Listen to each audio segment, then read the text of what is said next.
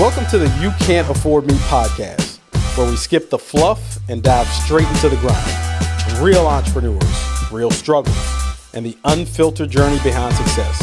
Let's get into it. Hey guys, thanks for joining us on another episode of the You Can't Afford Me podcast. So, big thing I like to emphasize for entrepreneurs is their health, their physical health, their mental health. So we got just a guest for you guys today. Today we have Dr. Leah Johnson on the podcast. Leah, how you doing today? Good. So give us a quick rundown of who you are and what you do. Okay, so I am a physical therapist, right? I've been a physical therapist for about 6 years. Okay. I'm also a yoga teacher. I've been a yoga teacher for 15 years. Oh, wow. That makes me seem a little older.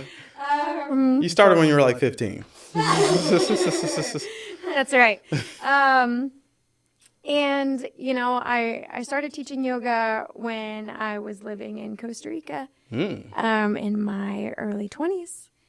And I'm originally from Iowa, and I didn't know what I wanted to do with my life. So why not go to Costa Rica and float around? It's a great place to figure things out. And I was offered a yoga teacher training because I didn't know what yoga was. And because I'm from a rural town, and I did reservations, just administrative work for this resort. And so they're like, I really think you should know what this is. They gave me the teacher training, and then I've been teaching ever since, and it really changed my life. And so I wanted to know why it changed my life. Like, why was it so helpful physically, mentally, emotionally? Why did I feel so much better? And so I decided to pursue physical therapy because I wanted to understand the hard science behind it. And as you can imagine, that was quite the mountain to get in and over. Yep. Right. Getting your doctorate degree, and then it's practice, right? You don't want just the theoretical. You need to practice and get your hands in there. Yep. And so that's what I've been doing. But the whole idea was to bring it together. Gotcha. Right. And the more that I practiced physical therapy, the more I realized that, you know, this is it, right? To keep people, the idea of physical therapy is to help people become as independent as possible with their bodies, right? It's not me fixing you, it's helping you fix yourself. Yep. And then staying out of physical therapy, right? And then how do you do that? It's by being active regularly in a safe way in a community. Let's park it right there for a second. Do me a favor, pull the mic a little closer to you. I want to make sure everybody can hear you clearly. There we go. I've often said to people, well, I look, when I go to the gym in the morning, like my wife has joked with me in the past because she goes to a separate gym and I go to a different gym, and you know, she'll see the young women in there wearing skimpy clothes, working out, blah, blah, blah. And she's like, you better not be checking out the girls when you're at the gym. And I was like, real talk, you know who I'm looking at when I'm in the gym? That 75, 80-year-old dude that's just jacked. And I'm looking at him and starting conversations like, dude, how are you still doing this? How do you look like this? Like, give me the secrets. And every time I ask an older gentleman that question, their answer is always the same, is just don't stop moving. Just make this a part of your routine, your lifestyle. And, you know, you've heard people say, like, you know, getting old is a choice, because the people that are walking around hunchback and having back problems and can't walk and all these different things is because they simply just haven't stayed active. So what are some things that you've seen that people can do to avoid, you know, having those issues in their older years? You know, that's the thing, right? We're offering yoga, but it's anything. Yeah.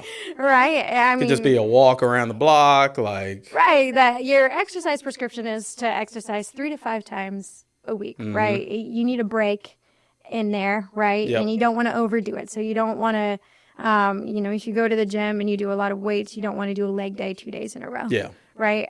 Which seems obvious, but it's surprisingly not. Right? And then people even know that, and they're like, but I really wanted to. Yeah. And then most people are skipping leg day. Right? And so it's anything. It's getting out there, you know, working your way up to 30 minutes of something that makes you breathe hard, whether it's walking, swimming, weightlifting, yoga, clean your house. Yeah. Anything that makes you breathe hard, right? You do that for 30 minutes at minimum 3 to 5 times a week, and you're going to be in pretty good shape. And stretch, right? So if you're doing something that's more focused towards strengthening, if you're cycling, you just have to balance yourself out. Yep. Right, and it doesn't take a lot. Mm-hmm. So I need you to help me out with something. I go to the gym 4 or 5 days a week. Okay. I'm an avid golfer. So I need you to write me a prescription, and I need you to clarify on this podcast today, is golf an active physical activity? Yes. All right. I'll make sure I'll clip this part for my wife, let her know, like, hey, I'm focused on my health. Like, I'm out here trying to live. So let's back up a little bit, because, like, you have a new facility that's opening, you said in July, here in Richmond, Virginia. Let's talk about, because you have a colorful background in terms of, like, growing up in a small town, moving to an exotic place like Costa Rica, getting your doctorate, like figuring out all these things. The path that you are currently taking, most people don't necessarily go down the entrepreneurship route. Like, the combination of what you're doing with the physical therapy and the yoga, I've never heard of this combined together before. What was it in you that said, I need to go out and start something on my own? Like, what caused you to say, I need to be an entrepreneur? That's a very good question. I've always been oriented this way. Yeah. I think, I lived in Spain for a year or so, studying abroad, and then sticking around. Yeah. So I started offering English lessons, and I just posted it around town. Yeah. And so then I started giving English lessons. When I moved to Costa Rica, I posted around town to give Spanish lessons. Mm-hmm. And so I gave Spanish lessons to tourists. And that's actually how I got the job at the resort. Yeah. When I was there, I learned how to do Zumba, and then I did Zumba retreats. So it was never like an intent of like, hey, I'm going to go out and do this. It was just like, hey, I know how to do this. People need it. I'm just going to offer services and see what happens. I think I've always felt like an odd duck. Mm-hmm. And I feel like I tend to see the world in a slightly different perspective. Yeah. And with that, sometimes it's hard to fit in a traditional workplace. But in an entrepreneurial aspect, it gives me something unique to offer people. And so it was always a better fit. Yeah. I've always said entrepreneurs are born, not made. I think it's just something that's innately built in people. But to that point, a lot of people on the outside think like entrepreneurs were like, oh, I can't stand having a boss. I want to control my own schedule, like all these different things. Normally, that's not the motivating factor. For mine was the same as yours. Like, I always knew it was something I was very conscious of. But like, my first business was Richmond bubble soccer. You put on those huge bubble suits and play full contact soccer. And it was just like, this seems like something cool to do. There's nobody around doing it, so why don't we just do this ourselves? Yes, that's exactly it. Yeah, having that thought of just like, hey, I'm not sure if I fit in this mold. Let me go out and try this.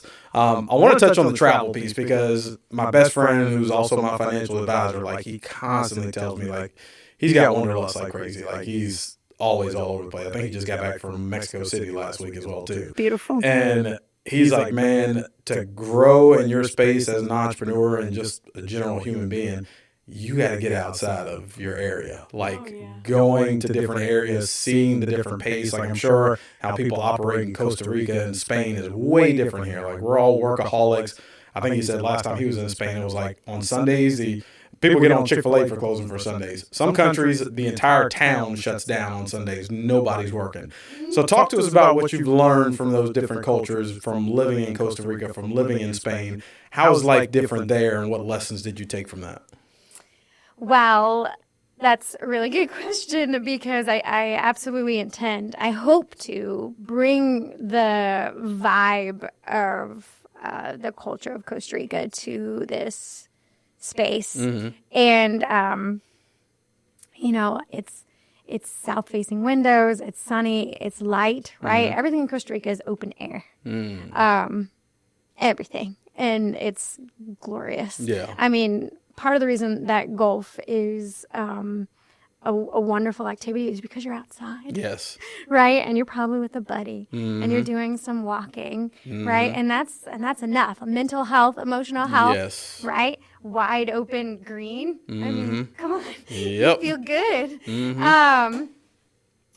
So it's about, I'm Mexico, right? That's a great example. The colors, right? They paint the walls. Yeah. Right. Yeah, bright colors. Yeah, bright neon colors. Green, pinks. Yeah, light colors. Yeah. And so we're going to bring that into the space, the light colors, the openness, the greenery, right? There's going to be a lot of plants, the music, right? So no offense to PT clinics out there. Yeah. Right?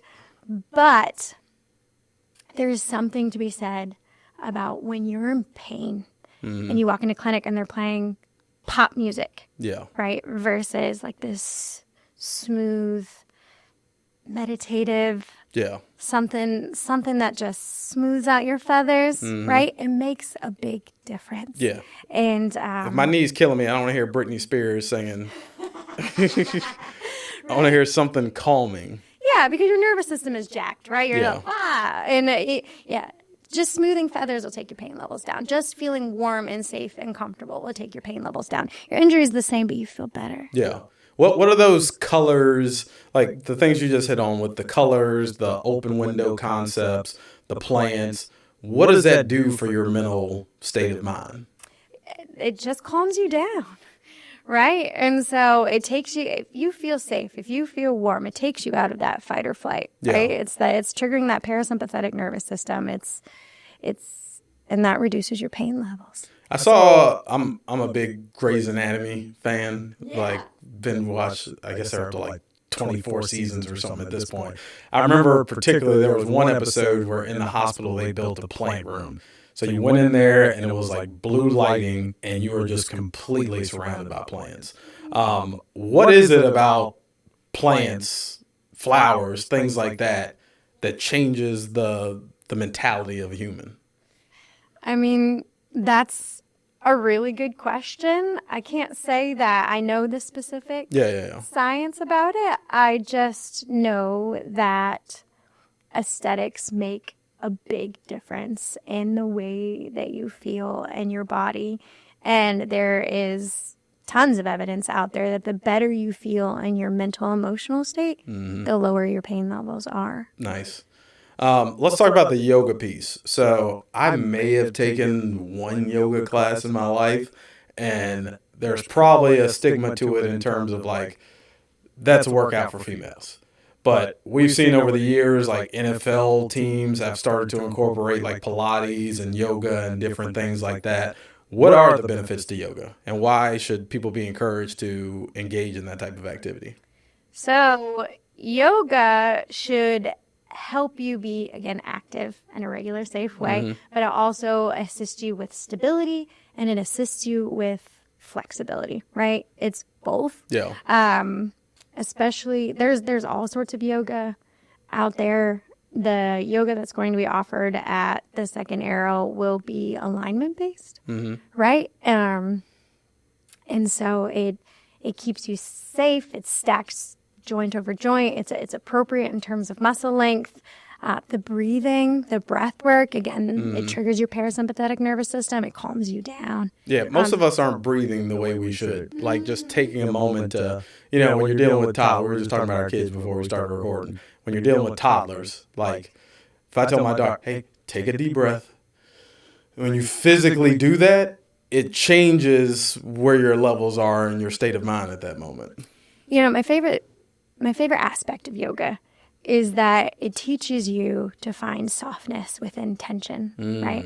Life is hard. Yes, it is. Okay. And it puts you in these weird positions, right, that are anatomically and physiologically correct, which is incredible. Yeah. Right? Because yoga is so old. Okay. It's over 2,000 years old and it's correct. It's incredible. Okay. But lay that aside. It puts you in these weird positions, right? And it's hard to hold that position. You tense, right? And you almost have to tense to stay in this position and not fall over. And then encourages you to breathe and hold this position, but also soften your shoulders, right? Relax your neck. Find that softness within the tension. Yeah. And then in life, right? life happens and it's tense. Yeah. But then you find that softness within the tension. Life's a little bit better for it. It sounds like that's also training your body to prepare, not just like the physical aspect of like, you know, if you happen to trip off of a sidewalk or something like that, somebody who doesn't, somebody who isn't physically active, their body's going to react differently versus somebody that's been working on stability and stretching and different movements and things like that. Your body's instantly going to be able to react that may ultimately prevent an injury or things like that. But that mental piece of that, like you got me thinking, I think I'm gonna have to join a class when you open up. So what does that look like in terms of your business? Like, because you got the physical therapy and yoga. So is it a combination of both? Like 30 minutes we're doing yoga and 30 minutes we're doing physical therapy, or they're two completely separate different things? Are these one-on-one sessions? Are you doing group? Break that down for us. Okay, so there's where like the cultural component of Spain and Costa Rica come together. There's going to be So as physical therapists and many healthcare workers, right, our patients are stacked together, right, and we burn out. Yeah. Okay, we're giving our whole hearts, we're giving our whole souls, and then we're seeing these people and just emotionally giving back to back to back to back to back, and then you leave, and then you're, yeah. Right, so the model is to see a patient, have a little break, see a patient, have a little break, offer a yoga class. So now you're completely and totally shifting gears as a practitioner. You know, if I even teach the yoga class at all, right, that might actually just be a full break to document, which is the worst part, I think, of your podcast of being a healthcare practitioner. But it is absolutely necessary, right, especially in my field, because so much of it is mental and emotional, and people don't remember, right, where they were. Yep. You know, and so, you know, Leah, I'm just having a bad day, and I feel about the same. All right, you know, let's just have you fold forward and look at where you are, and we'll touch your toes, right? And they fold forward, and they've gained 10 inches. Right? And they're like, oh, I'm amazing. You are amazing. Right? And so I'm not going to remember that. I'm seeing a million people. And so I have to write that down. Yep. But yeah, I want to incorporate that aspect of taking breaks, of shifting the load so that I can give more and also take better care of myself. And taking better care of myself is going to allow me to take better care of my patients and my students. Absolutely. And for the yoga piece, obviously the physical therapy is going to be a one-on-one piece. For the yoga piece, is this group sessions or one-on-one? They are group sessions. So I'm offering, so basically I'll see a few patients. Patients are all by appointment, but then the classes will be fixed. How students come in at 10 a.m. Mondays and Wednesdays for chair ball and balance yoga. Yeah. Right. So people who just need something to hold on to. And then I'll have noon classes daily for people who have chronic pain, which are so many people and they're just lost. Yeah. Right. And just to sit and breathe, and you don't necessarily need yoga clothes. Right. And then I'll offer a class in the afternoon around 3, fundamental yoga, which is an all levels class that breaks things down. And then I'll do more evening traditional yoga classes. That's got to be really rewarding for you in terms of someone comes in with a chronic pain, or they're dealing with a difficulty, an injury or something like that. And I'm guessing within a reasonably short amount of time, they're starting to see results and their lifestyles change. Like I've met people that just have like chronic pain, and then when they find that solution, it's like, this is what life is like. Without, the mental weight of like always being in pain. What's that like for you when you're working with a client and you just see those results and like know that you have changed this person's life? I mean, it's everything, right? It's the whole reason you're there. And I mean, it helps you. I mean, when people, as you know, when people come to you in healthcare, they're in pain. They're not kind, and they shouldn't be. Yeah. Right? They're hurting, and they should be real with you, so you figure out what's going on. Sure, you hear some colorful words every now and then. Right. But there is something truly, truly beautiful about seeing how a person treats you when you first meet them. And like 2 to 3 visits in, and then they just become this whole other person. Yeah. Right? But it's the same person. Yeah. Right? But they just feel better. And so then they just act differently. Yeah. And that's beautiful. Yeah. And I'm sure that changes every aspect of their life, their professional life, their romantic relationships, if they're parents, like how they're raising their children. It's like, that's a game changer. Let's talk about the development of this business because, earlier we were talking off camera, that you're doing a build out with this new business. You're opening up in July. Talk to us about the structure of this business. How did you go about getting this started? Because a build out is no small thing. So was this capital that you had saved up on your own and you're investing directly back into the business? Did you seek investors? Did you get a small business loan? What did that structure look like for you? So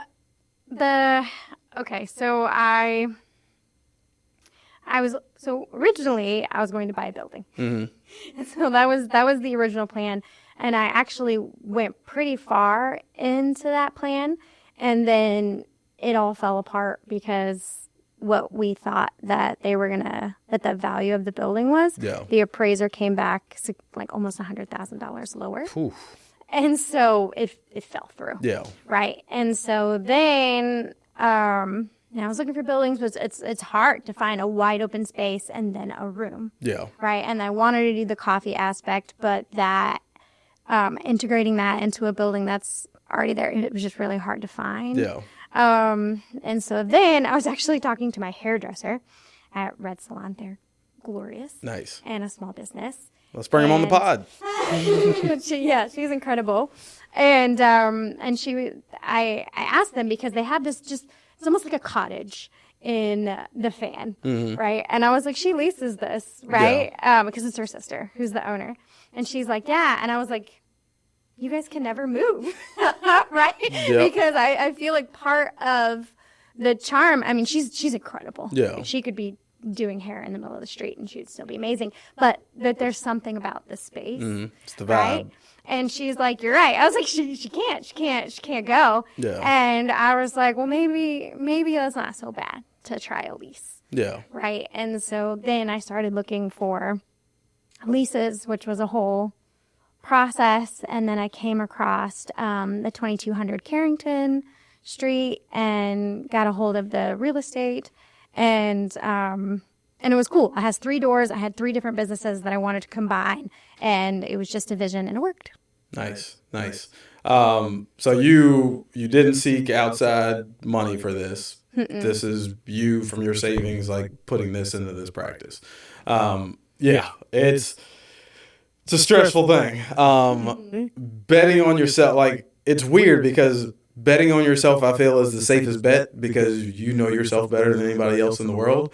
But at the same time, it's still a bet. It's still a little bit of a gamble. Yeah. But I think for individuals, entrepreneurs that have great self-awareness, they recognize the fact that, like, well, I'm going to do every single thing in my power to make sure this thing works. So it's safer than putting my livelihood in somebody else's hands where they can just let me go at any time because I look at somebody weird in the office or something like that.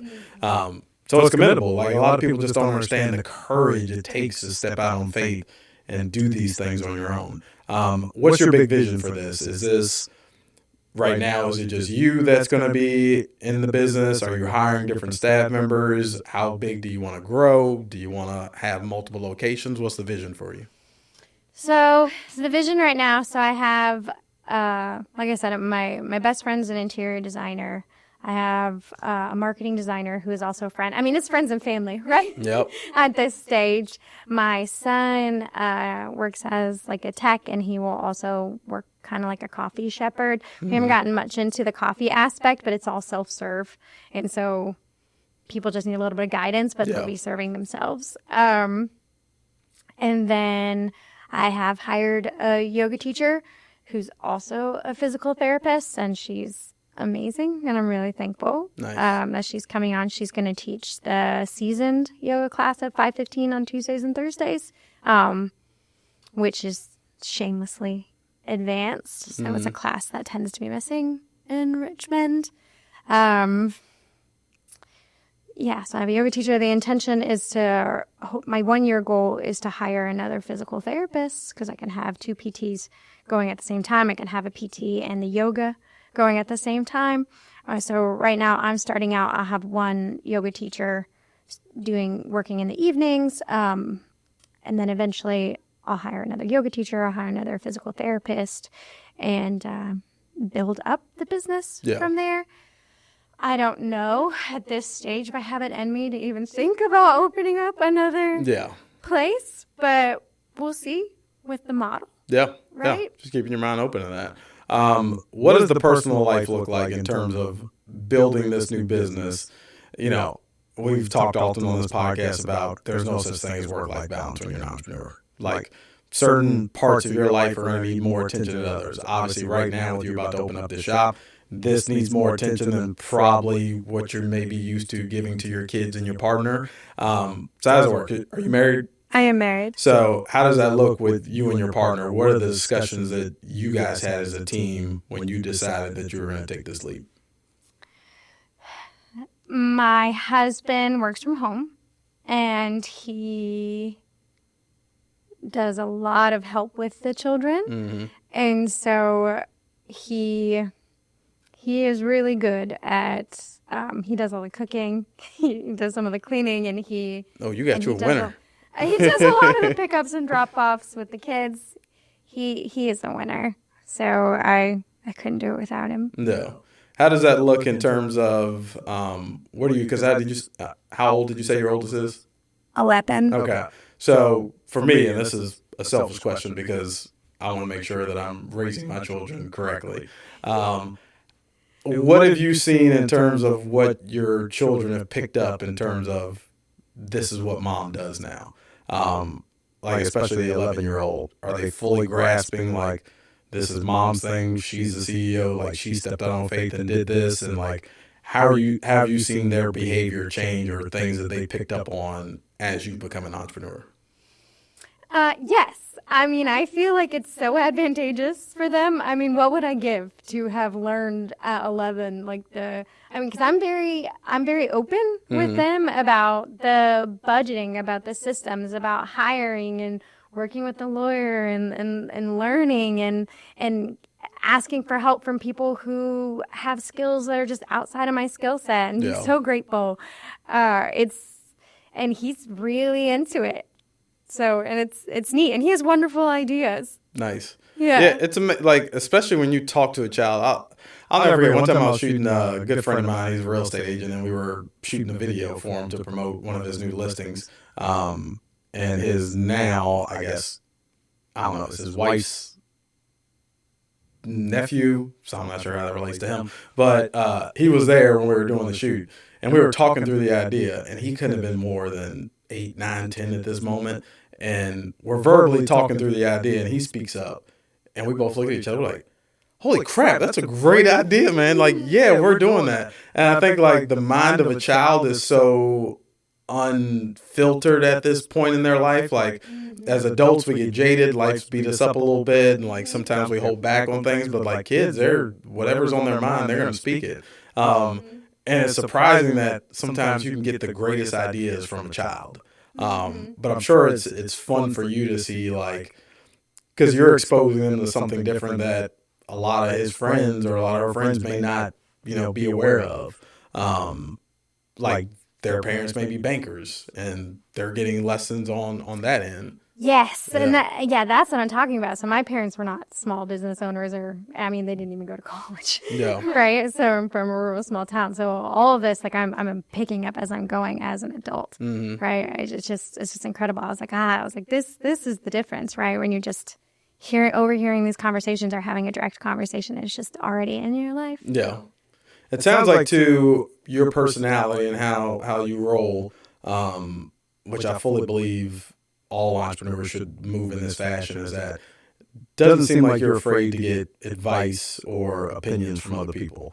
A lot of times we feel like since this is our thing, we need to feel like we're the absolute expert and we have all the answers. And a lot of people have a hard time like humbling themselves, like to say, well, hey, what do you think of this? And then not only getting the advice from someone, but actually receiving it and saying, you know what? I think you got a point. This has legs to it. Like, I'm going to move forward with that. Like, was that just a personality that you've always had your entire life, or was this something that you had to develop in terms of like seeking advice from others and actually receiving their advice? I will say that's a personality trait. Like, I think that people are so complex and incredible. And like I said, like my son has incredible ideas. He's 11 years old. Yeah. You know, and if you're not open to hear people's perspectives, how do you grow? Yeah. No, absolutely. I always tell people that, you know, I love to hear your opinion. I love your advice. I might not take it. Yeah. But I will listen to it anytime. Love that. Since you're so well traveled, what was it about Richmond that made you say, this is a great place to build a business? That's a great question. There must be a good story behind you're this. great questions. So yes, there is. So like I said, I lived in Iowa. I was pretty naive and limited in my experiences, and I didn't know where to go. And I ended up in Costa Rica because my best friend studied abroad there. Mm-hmm. And so I went to visit her, found an internship, stayed. And then I stayed for so long because I didn't know what to do. Yeah. I didn't know but there's a lot of people there from the West Coast. So I moved to the West Coast. I moved to Portland, Oregon. And I liked it there, hated the weather. But I loved the walkability. I loved the nature, right? The access to the mountains, the ocean. Mm-hmm. And so I was like, this is what I want. I want access to the mountains, ocean. I want a good walkability score. Yep.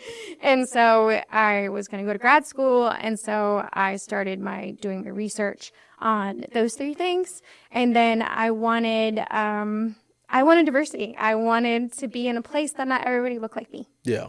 And that was important to me for raising my children. Mm-hmm. It was important to me because, I mean, again, that's how you grow. Yeah. Right. And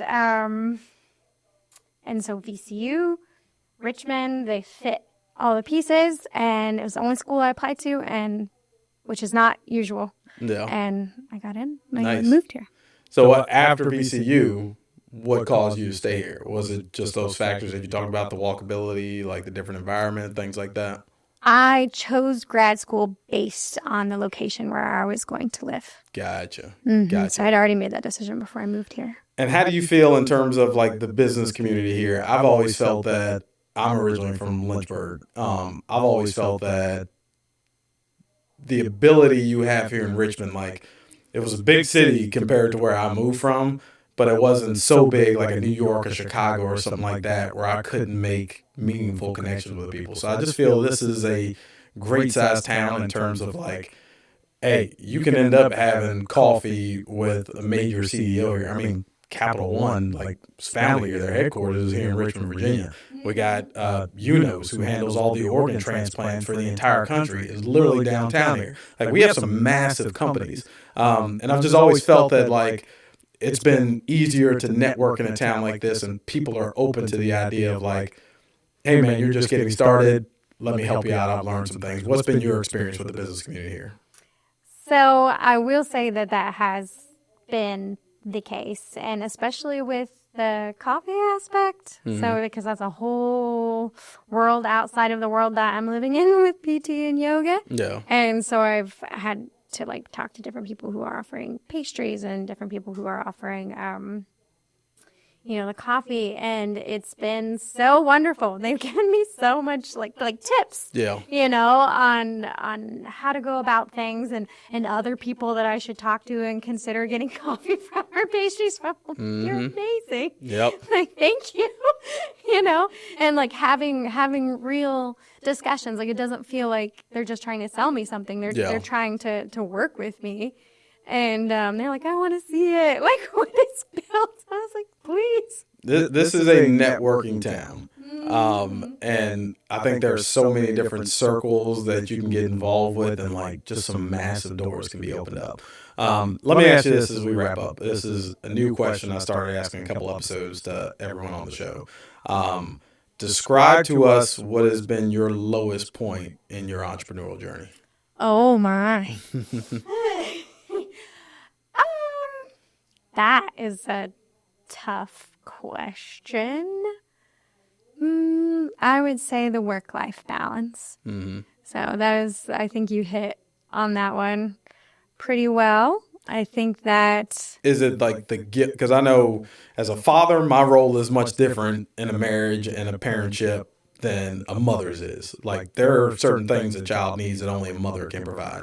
Is it a sense of guilt in terms of like, oh, I feel I should be here with the 1-year-old now, but I got to go do this? Like what's the trouble that you're having with the work-life balance? I think that I'm just doing it all, and I have to be very careful of burnout. Yeah. So, I mean, because I'm nursing. Yeah. my baby, right? I think they all probably need a little bit more attention, but I'm driven, right? I think about this all the time. Yeah, I mean, you probably know you wake up in the middle of the night and you're like, haha. It's impossible to turn this off. Even if I wanted to, I can't. No, yes. And I know it'll get better when things settle. And so I feel like, I don't know, Shonda Rhimes, she did a speech, I think at her college graduation. It was on Instagram, and she's a mother, and she was talking about balancing motherhood and work, and she said you can't. And that was really helpful, actually. She said that, you're at work, and then you're home, you're a mother, and you're always giving up something, right? But when you give up that time with your kids, like, know that you are modeling, like, an independent, strong, successful woman. Absolutely.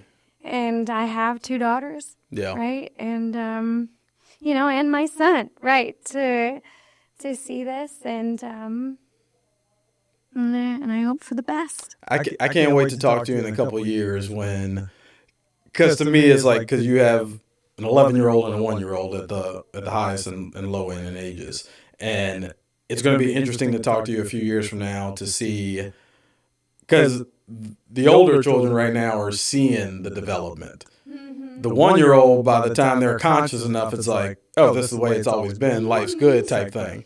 And it'll be interesting to discuss with you the dynamic between the children, like once the 11-year-old's 15, 16 years old, their perspective versus like, your 1-year-old being 5 or 6 and getting their perspective on this. But I'll say just that to add on to that, for me, because I think a lot of people don't understand like the pressure and guilt that fathers feel as well too. Like the focus is generally on the mom, like if she's a career woman or a CEO or something like that, it's like that pressure of that. But as a father, it's like, my wife's a stay-at-home mom, like it's all on me. Like I gotta bring bacon home. I gotta make sure that my family's being provided for. And we've made certain conscious decisions in terms of, typically, like for work, I'm home by 6 o'clock at the latest. It used to be I was running around weekends and things like that. We've since shut that down where, like, every now and then, like maybe once every 3 or 4 months, something pops up on the weekend that I need to be at work-wise.